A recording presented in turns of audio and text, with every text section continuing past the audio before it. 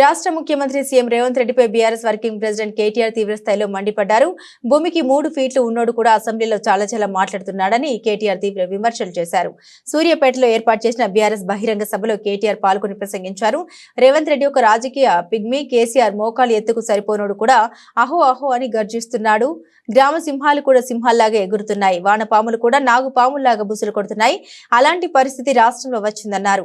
2001లో గులాబీ జెండా ఎగరవేసి ఒక్కడిగా బయలుదేరి శూన్యం నుండి సునామీ సృష్టించి తెలంగాణ సాధించిన మహానాయకుడు కేసీఆర్. ఇది ఏ రాజకీయ మరుగుజ్జు అవునన్నా కాదన్నా వానపాములు నాగుపాములే బూసలు కొట్టినట్టు యాక్టింగ్లు చేసినా కేసీఆర్ ఆనవాళ్లు చెరిపేస్తామని డైలాగులు కొట్టినా చరిత్ర చెరిపివేయలేని సత్యం ఏందంటే కేసీఆర్ లేకపోతే తెలంగాణ రాష్ట్రం లేదు అనేది అక్షర సత్యం. ఎవరు అవునన్నా కాదన్నా ఇది వాస్తవం. కేసీఆర్ వెంట ఎందరో నడిచారు, ఎందరో ఆత్మ బలిదానాలు చేసుకున్నారు. చివరకు చావు నోట్లో తలపెట్టి కేసీఆర్ తెలంగాణ సాధించారని కేటీఆర్ తెలిపారు.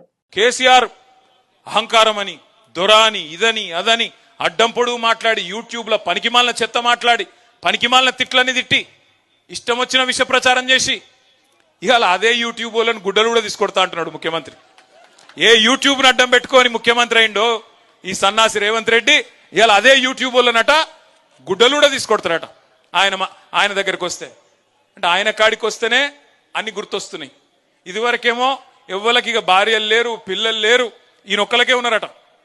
ఇదివరకేమో ఎవరిని పడతావాలని ఏది పడతానొచ్చు.